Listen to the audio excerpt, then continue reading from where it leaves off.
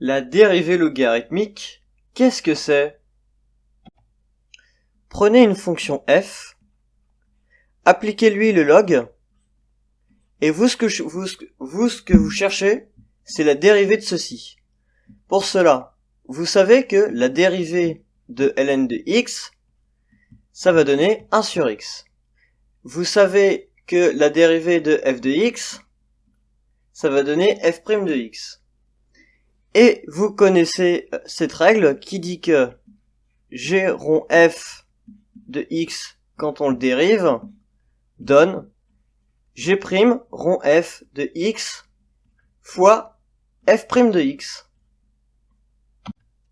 Ainsi on pose g de x égale ln de x, ainsi g' de x égale 1 sur x. On aura f de x qui va en dérivant va nous donner f' de x.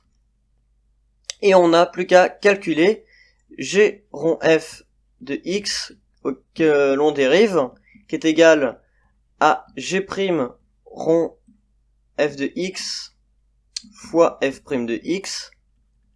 G' de x égale 1 sur x, donc on a 1 sur f de x fois f' de x, et on a finalement f' de x sur f de x. Et voilà, vous avez votre dérivée logarithmique. Maintenant, comment on pourrait dériver un produit sans se prendre la tête en utilisant la dérivée logarithmique? C'est ce qu'on va voir. On commence par créer un produit qu'on va appeler p de x égale le produit de n égale 1 jusqu'à un nombre k de f de n de x.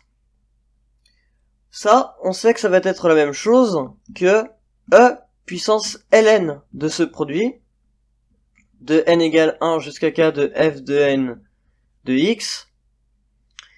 Par la propriété du log, on peut interchanger le produit et la somme, ce qui va nous donner e puissance la somme de n égale 1 jusqu'à k de ln de f de n de x.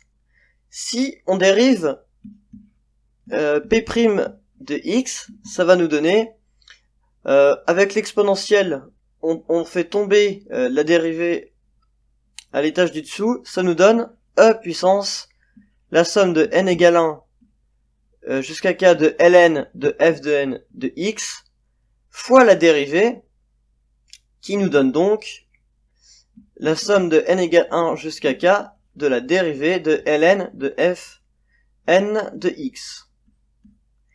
Et donc ça, on sait que ça va nous donner f' de n de x sur fn de x.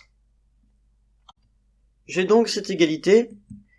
Ce terme-là, je sais que ce sera le produit, donc p de x, fois la somme de n égale 1 jusqu'à k de fn' de x sur fn de x. Ensuite, je divise par p de x de chaque côté, j'obtiens p' de x sur p de x égale la somme de n égale 1 jusqu'à k de fn' de x sur fn de x. Et donc voilà, j'ai une utilisation de la dérivée logarithmique qui est assez pratique. Maintenant, on va voir un cas d'utilisation de cette formule-là avec un produit qui utilise le sinus. On a donc sinus de x égale x fois le produit de n égale 1 vers l'infini de 1 moins x au carré sur pi n le tout au carré.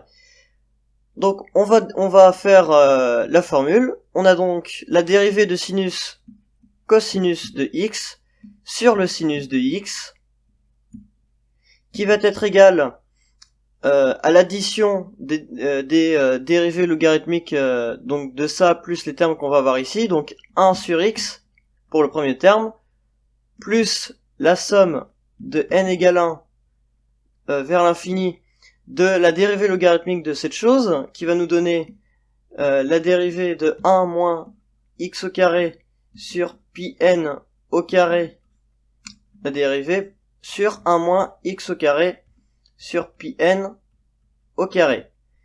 Ici, on va avoir moins 2x sur pi n au carré.